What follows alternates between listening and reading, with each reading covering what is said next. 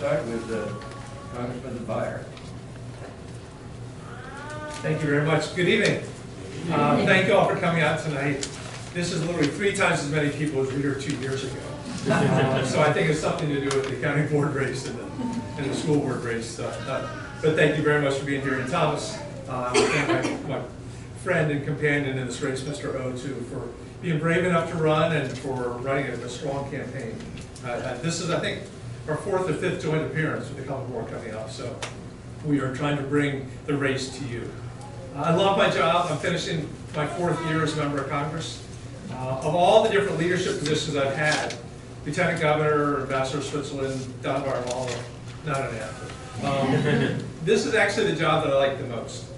Even though I've been one of 435 in the minority, the opportunity to be a change agent, to offer constructive leadership on a wide variety of issues has never been better. And I'd love to do it again. Especially now, we've been through the last couple of really tough weeks with the Kavanaugh nomination. I can't ever remember the nation being as bruised or split or as unhappy as they are right now. And I'm not, taking sides. But one of the things that I promised when I ran a couple of years ago is that I wanted to come to Congress as a healer, as somebody who was bringing people together. Yes, I'm a Democrat. Yes, I have Democratic perspectives on most issues. But in the 2 years I've been there, almost everything I've tried to do, I have sought out Republicans from the beginning, because I think that shared power works better. I'm the leading Democrat on a carbon cap and carbon dividend, carbon pricing, the most effective thing to address climate change. And I'm part of the Climate Solutions Caucus now, which is 50 Democrats and 50 Republicans. I am leading the way on suicide prevention. We lost 45,000 Americans to suicide last year. And the first thing I did was seek out John Katko, who's a Republican from Syracuse, prosecutor, to work together because we needed to do this because it affects all families. I'm working on a Corridors Act for endangered species with Garrett Graves, who is an environmental Republican from Louisiana. And I could go on and on, but my time's going to run out. But they're big, important things that we can do together. I very much hope and think the Democrats are going to take the House back. We only need 23 seats. We have 83 in play right now. But I'm hoping that when we do, when we're the majority, we're in power, I'm chairing a subcommittee or something, that I remember what it felt like to be in the minority. And in fact, my Republican friends say, it's easy for you to talk about sharing power when you're in the minority. I want to make sure that we remember to do that when we're in the majority also, because that way we can get the 60 votes we need in the Senate. We can put bills on Donald Trump's desk or whatever the next president's desk is that they will actually sign and move things forward. So I'm looking forward to your questions tonight. I could talk for hours about the things that we're doing in this office, but we'll save that for later. Thank you, Congressman. And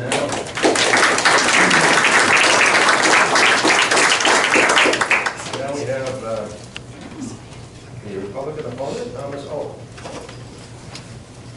Thank you for everyone coming. It really means a lot. I know everyone has busy lives, and just driving in Arlington might be kind of crazy at 7 p.m. or 5 p.m. during rush hour. I'm sure we can all relate to that. So I really appreciate it. Please vote on November 6th. Voting is your right and your voice, and people have died to make sure that you have these freedoms to vote. I decided to run for Congress because I wanted to really be a positive change agent. What I mean by that is less talking and more doing. We all see it. Politicians on Forbes magazine is one of the distrusted professions, and the reason for that, every year politicians will make a promise to do something and nothing really positive happens, or they do something complete opposite. For example, I'm a very straightforward type of person. I will always be honest with everyone, regardless if we might disagree. But even if we disagree, we are all entitled to our own opinions, and we have to respect each other with different opinions. And what I mean being a straight shooter is, when you talk about things like climate change, you should 100% attack climate change if that's what your main issue is. But you can't be then taking money from Dominion Energy, $20,000 every year. It contradicts and doesn't make any sense, And that's why I learned, in the military, is you work for your subordinates, and your subordinates don't work for you. And what I promise you is to always be your servant and properly serve you. That's why I decided to run, because I want to continue my service to the country and give you a clear and transparent voice. and offer you the best customer service possible. You know, if I'm the next representative, I want to make sure I have 5 stars on Google reviews, on Yelp. If you write me an email, I'll do my very best to make sure that your email is answered properly and your issues are handled accordingly as well. And I thank you, Mr. Beyer, for coming here. Mr. Beyer is a wonderful man. He's a very great gentleman. We actually have, I think, close to maybe a love relationship. When you see other opponents, you know, you see this a lot of hate going on. Well, this is a very positive relationship, and I thank Mr. Beyer for being so kind and so respectful. I am also blessed to see Mr. Beyer now for the 5th time. I think I've seen you more than most of any other constituents in your district, to be honest.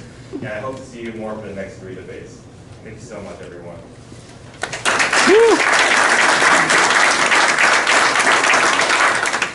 By the way, I see people standing up in the back. Are there any empty chairs around here? Yeah, there's a couple of chairs right there on that side. And there are a couple more over here. So we now open it up to your questions of the 2 candidates. Please raise your hand if you have a question. Yes. If elected, would you make impeachment of President Trump a priority?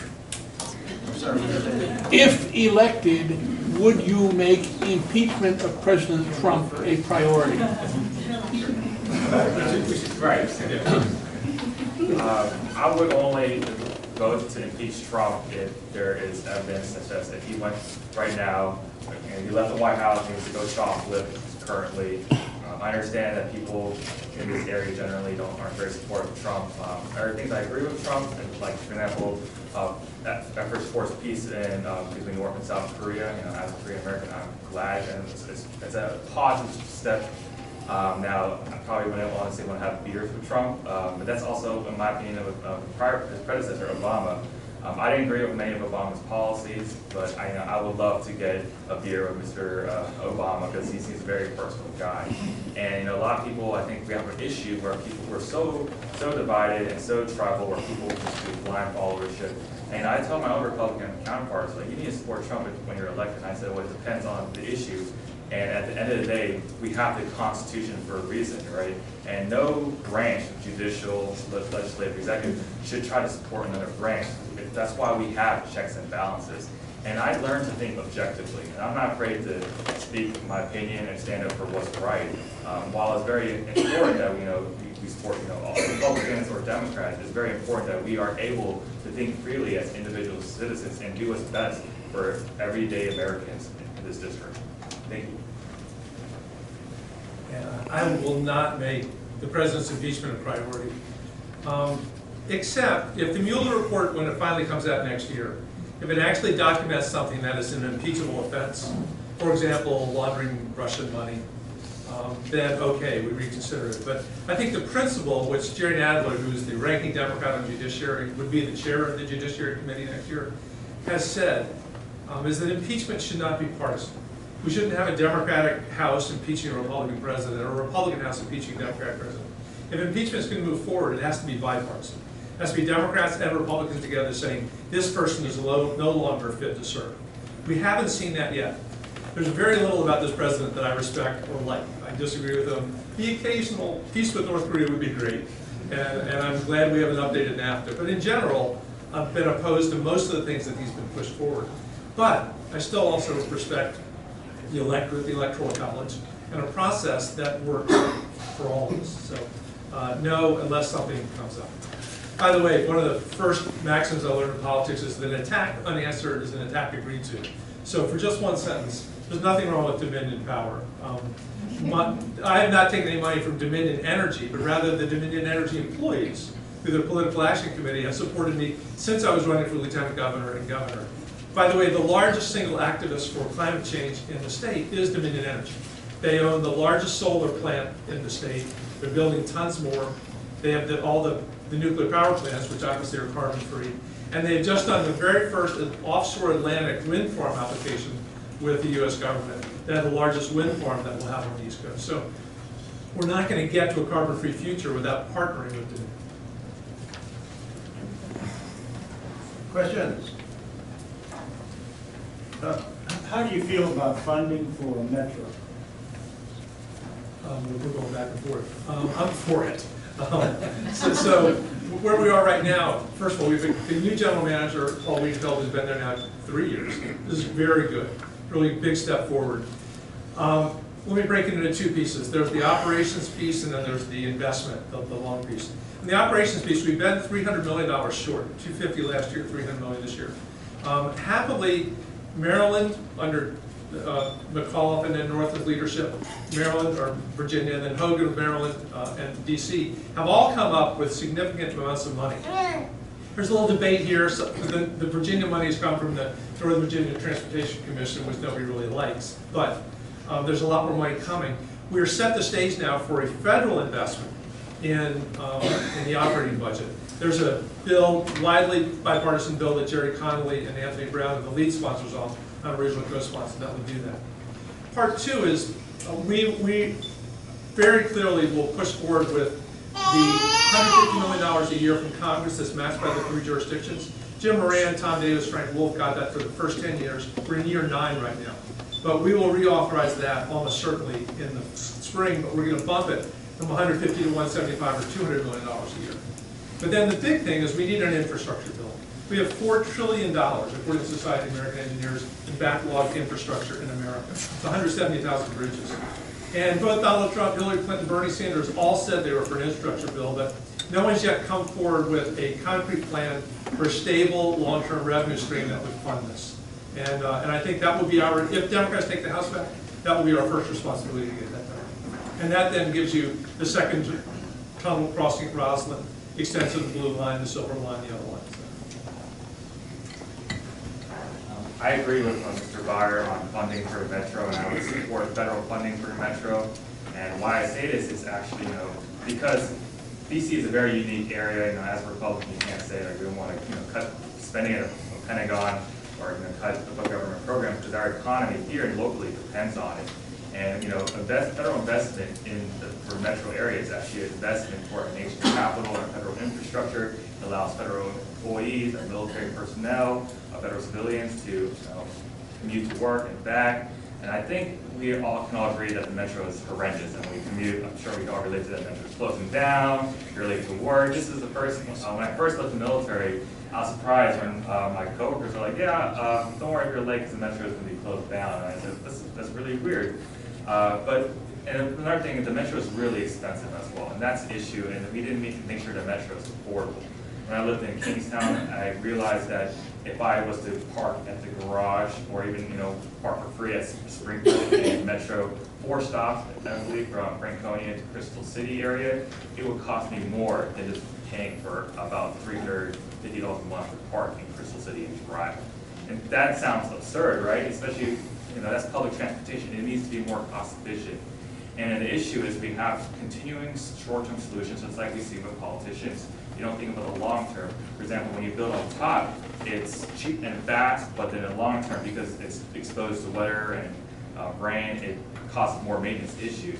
And also with the unions, I understand it's very important to have a union to make sure that employees are treated properly, but that creates a rise in metro prices. And I think a solution to make metro affordable for everybody is to kind of partner with local businesses, kind of like what we see with Tyson's Corner actually, where the metro, it has retail available. That's why the Tyson's Corner Mall is the only area that's not dying retail-wise. When you think about it, when you look at areas like Tokyo, for example, or even Korea, they actually have metro businesses inside the metro, which makes things affordable. Thank you. More questions? Yes, sir. I'm a moderate voter, and I didn't vote for either of the candidates for presidential election because I thought they were both fundamentally flawed. And I hear a lot about politicians wanting to work together, but when push comes to shove, it always comes down to party lines. Give me an example or an issue where you put people over politics and people over party. Thank you for asking that great question. And to relate it back to Dominion Energy, actually over 70% of Dominion Energy's outputs is carbon related, so it's not like you're driving Teslas around.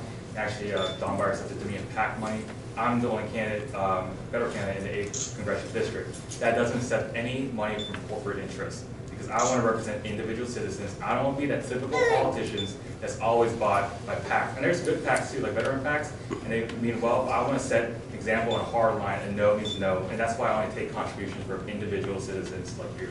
As for example, you know, I was the first Republican to join alongside Activate Virginia, which is actually an all-Democrat green organization. If you look at it, Activate Virginia, it's just me right there as a Republican. And I'm sure I'll get a lot of backlash from my conservative Republican base, but I say, hey, we're so polarized here, and this is an issue. This is my step. I'm also the only person here in this room at the federal level that didn't agree to not take fossil fuel money, the fossil fuel money pledge. That's typically a Democrat or left-leaning group, right?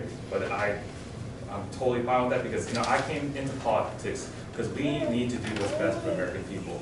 Third example is, I'm a gun sense candidate by Modest Demand Action. I'm a Republican. And I was on the phone with NRA actually, just literally today, and I said, if you go on my website, right, or on NRA.com, it has question marks. And I said, hey, why do I have a bunch of question marks? They're like, well, you're a gun sense candidate, but you answered some things that we don't like. For example, I believe in criminal background checks, and I'm all for universities concealed carry reciprocity, but I think that's only possible with a database system, because how else would I, if I was pulled over in California, be able to prove that I concealed carry, for example?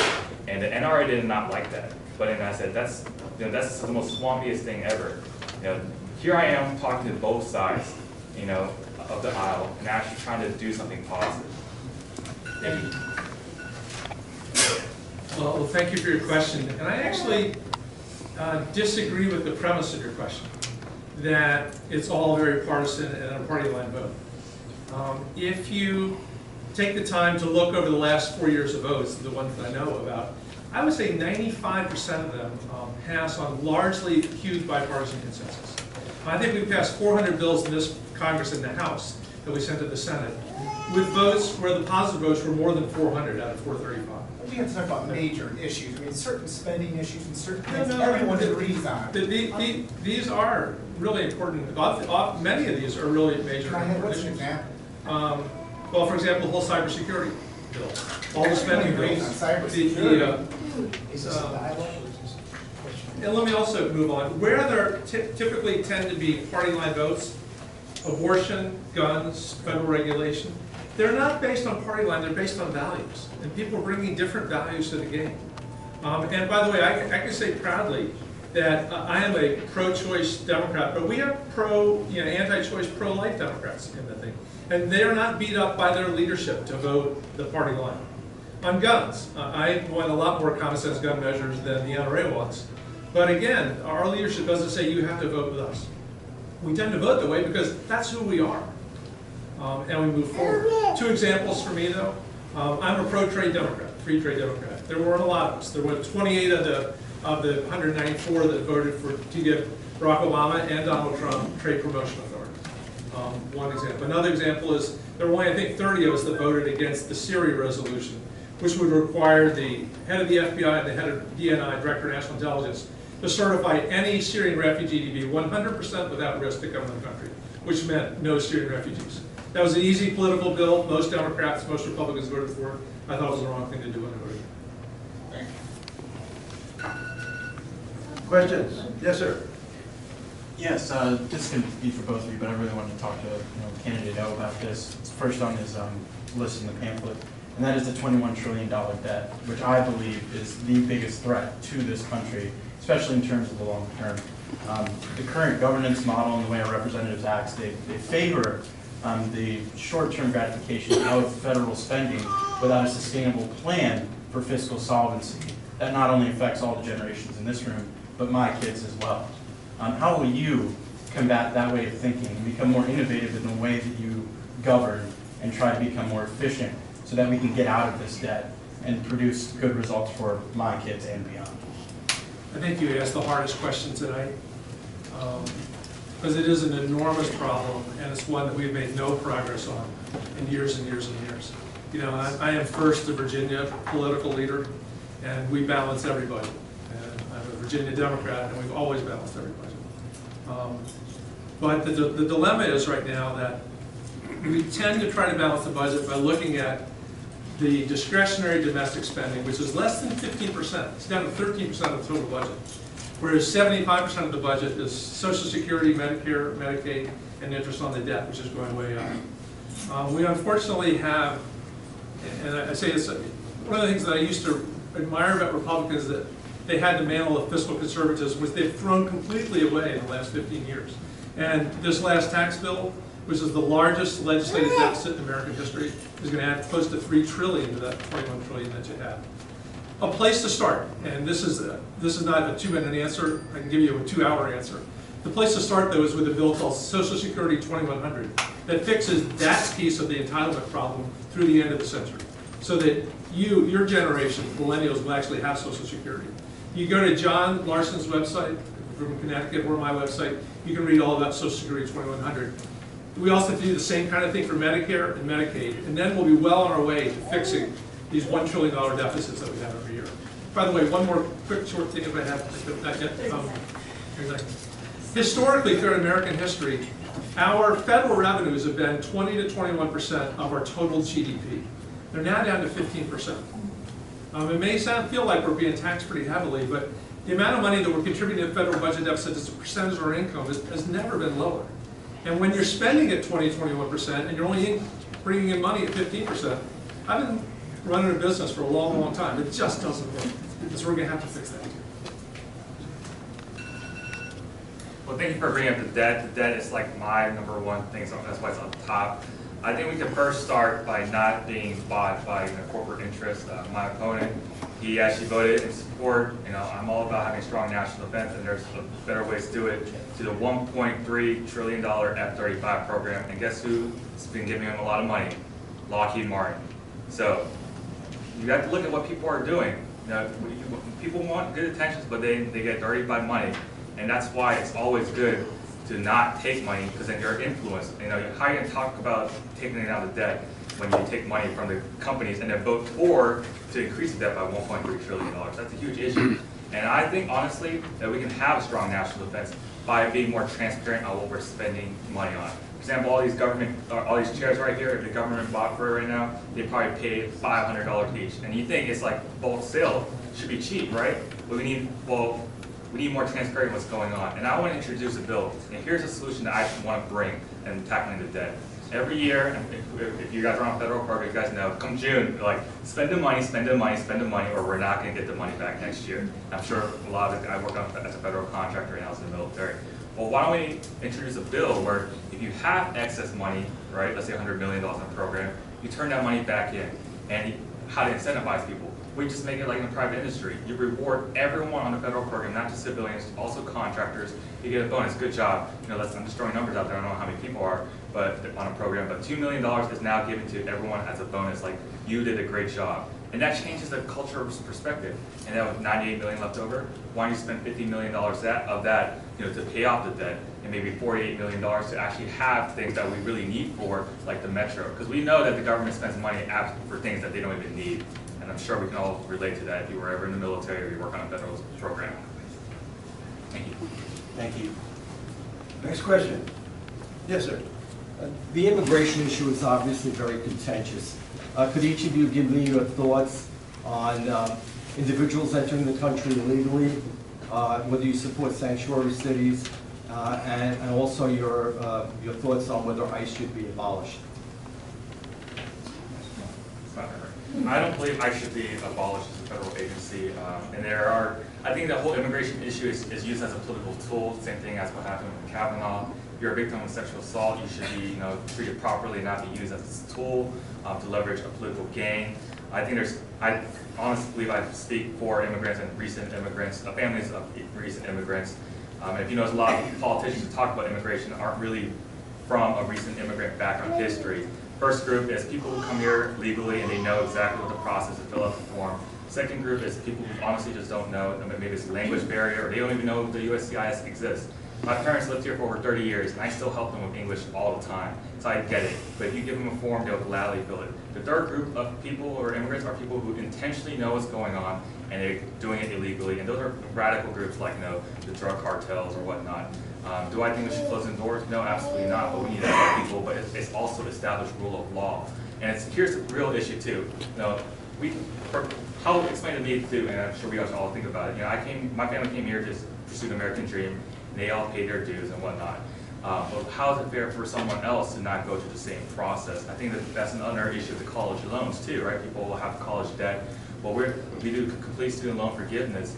How is it fair for everyone else who paid all their student loans off, maybe even worked overtime, worked 2 jobs? So that's where it comes down to about the issue of immigration. Thank you.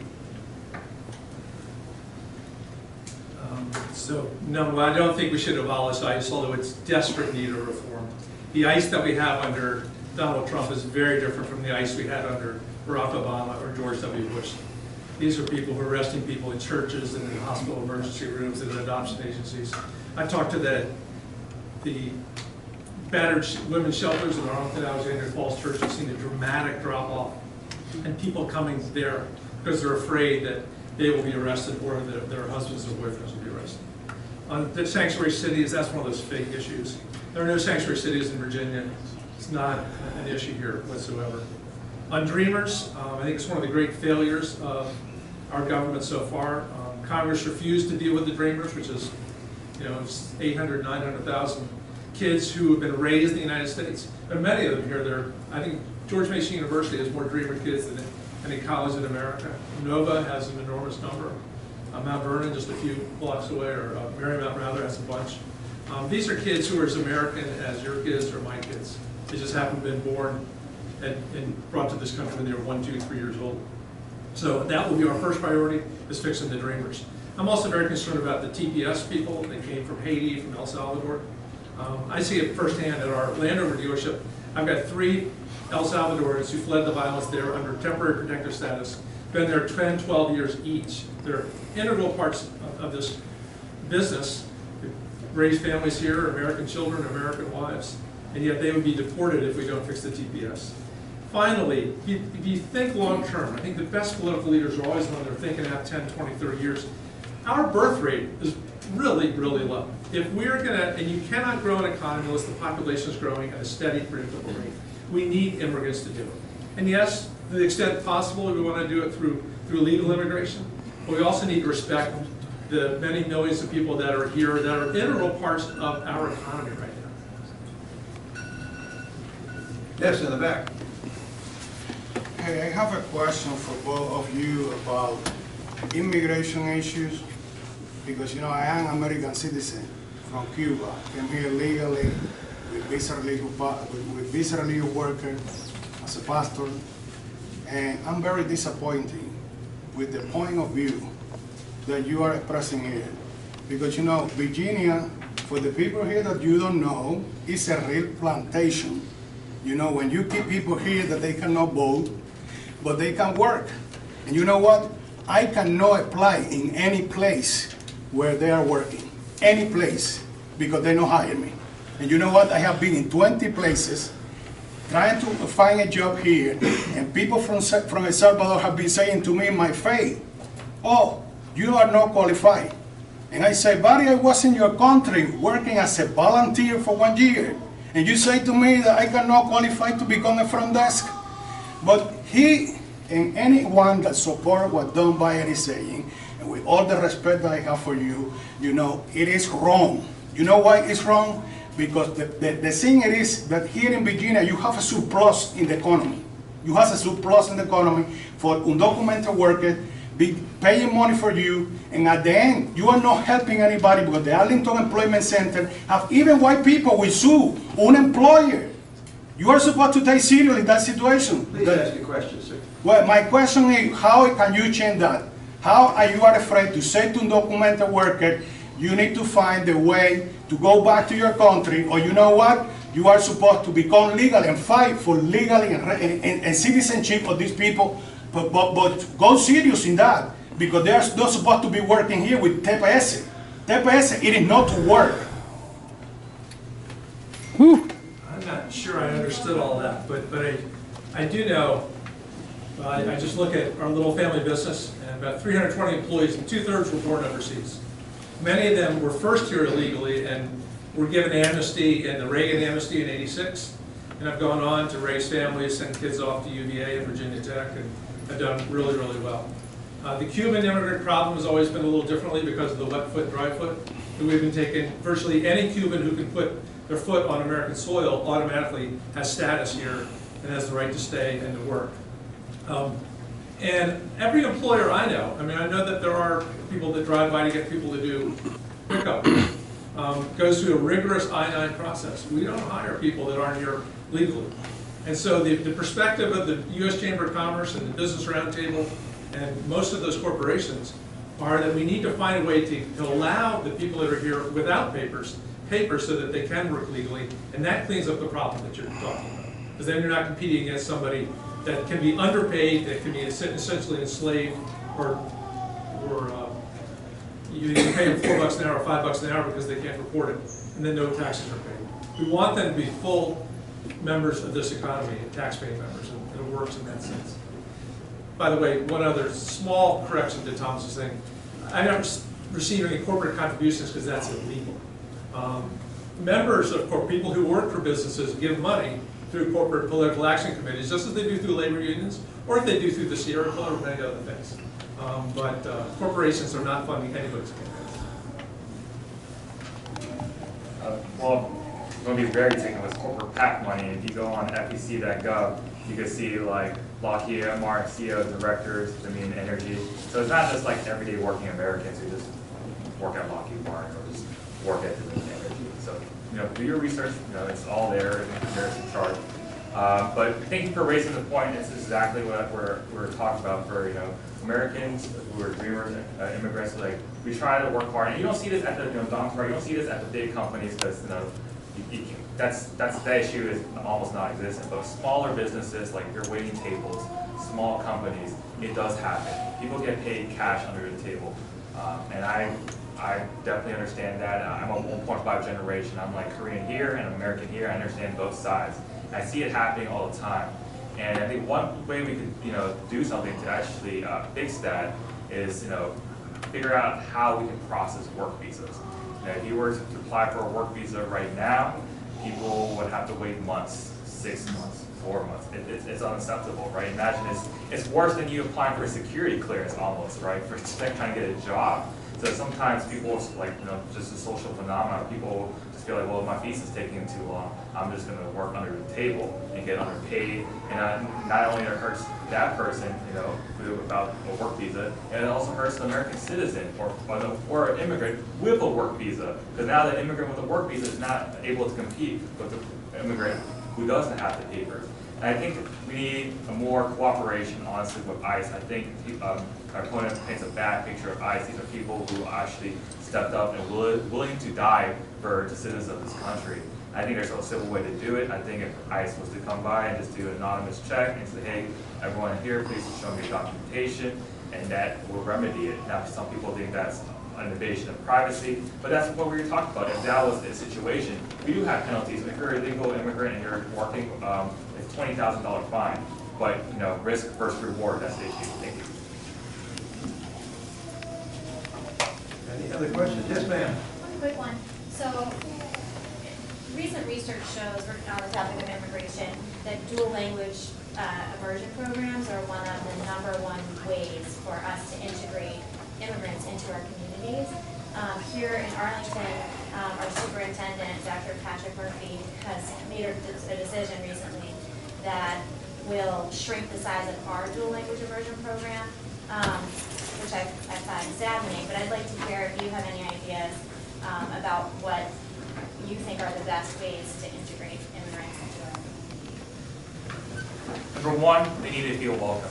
And I would support, you know, not shrinking the dual immersion. I think I'm a Fairfax County product. I think you're talking about like ESOL, English as a Second Language. No, that's absolutely not the same thing. Okay. So this is dual language where they're learning from each other. So it's 50% native English speakers, 50% native Spanish speakers, or whatever language it might be. Okay, what?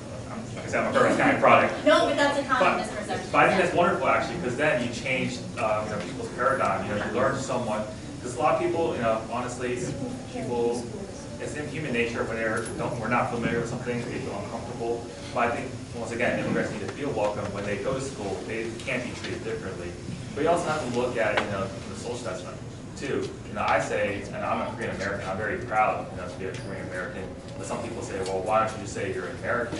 And I said, well, honestly, I would like to be seen as American. I hope that my son or my grandson, they don't even have anything. People don't see race at all. But in reality, there is an issue with it.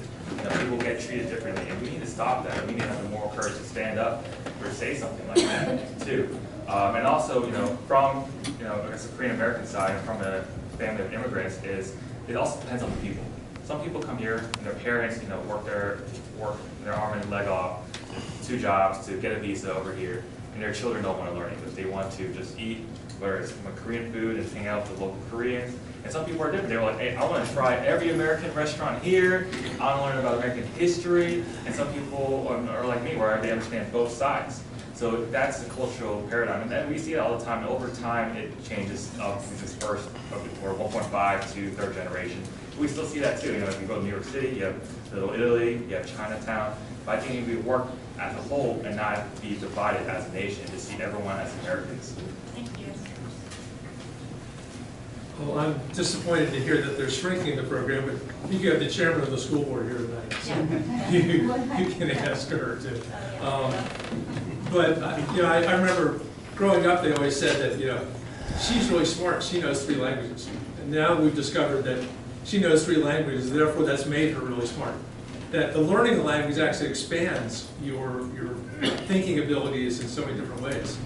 We did that with our kids. In fact, my youngest, who was in Switzerland with us for 4 years, picked up German, Italian, French, and whenever we go out, she wants to speak German the whole time, so we don't know what we're talking about, and it works really well. On the larger issue, how do we integrate all these new Americans in our economy?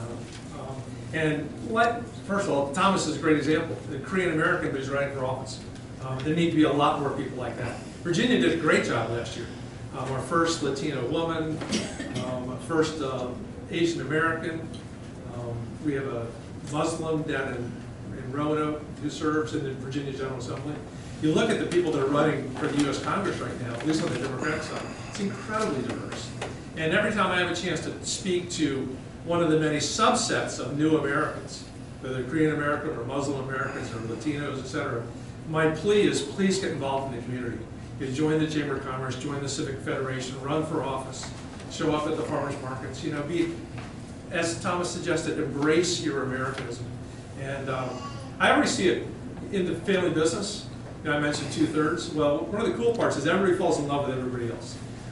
That you really see the melting pot work in the American workplace, and that's a really hopeful thing. This, by the way, is what makes us strongest. Those cities that are the most diverse, like Washington, D.C., are the ones that have the greatest vitality, the greatest energy, the greatest growth. And the ones that are the least diverse, the worst. I think we have time for one more question for these candidates, if there is one. Right over there. Yes. I just wondered, you mentioned Social Security, when you said research a bill. I just wondered if both of you could say what 3 or 4 changes you recommend and you would vote for the change in Social Security. Okay, so I have 2 minutes, so let me give you a quick overview of the Social Security bill. Because right now, I don't remember when it runs out, 33, 35. I do know that no millennial believes it will be there for them, or at least that's the way they answer surveys. So what John Larson's bill does, and it's by the way, it is bipartisan. There are a number of Republican co-sponsors, and I'm on it. Does a number of things. The first thing it does is it raises the Social Security payment for the people at the bottom end. Because if you're a minimum wage worker, you don't have enough Social Security payments at retirement to even get a bump. No deal unless they get a bump. Second thing is it puts an automatic COLA in there based on the cost of living for senior citizens, which is more than what you're getting right now, so that it keeps up. We had this weird thing this last year where the Social Security increase was less than the increase in the deductibles for medicines. So almost everybody took a step back if you were over 65 and retired. The third thing it does is it takes, right now the rate is 6.2%. it takes it up by 500